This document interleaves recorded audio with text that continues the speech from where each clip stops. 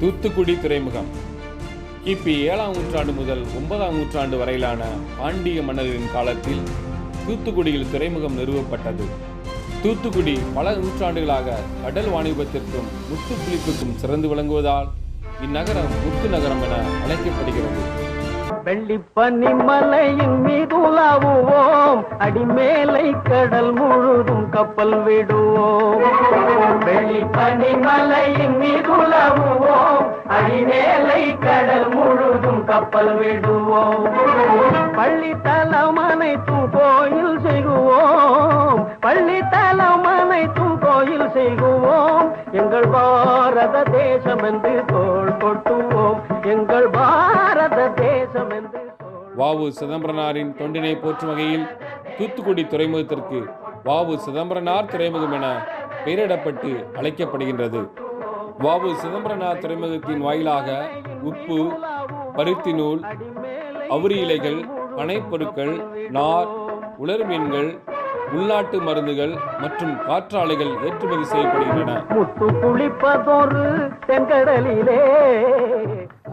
மேலும் இத்துறைமுகத்தின் வாயிலாக நிலக்கரி, கொப்பரைகள், பெட்ரோலிய பொருட்கள், உரம், பருப்பு வகைகள் மற்றும் தானிய வகைகளும் இறக்குமதி செய்யப்படுகின்றன.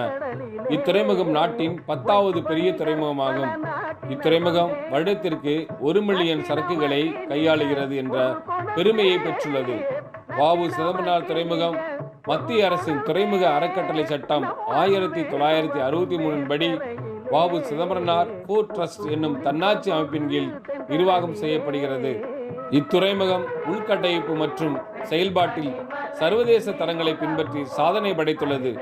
தென்னிந்தியாவிலிருந்து அமெரிக்கா, ஐரோப்பா, சீனா மற்றும் முக்கிய துறைமுகங்களுக்கு போக்குவரத்து சேவையை இத்துறைமுகம் வழங்கி பெருமை சேர்த்துக் கொண்டிருக்கிறது என்றால் மிகையாகாது.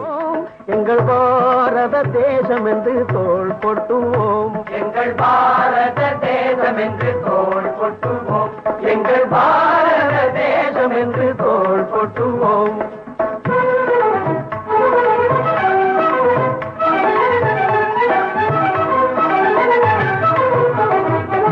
ஆயுதம் செய்வோம், நல்ல காகிதம் செய்வோம், ஆயுதம் செய்வோம், நல்ல காகிதம் செய்வோம்.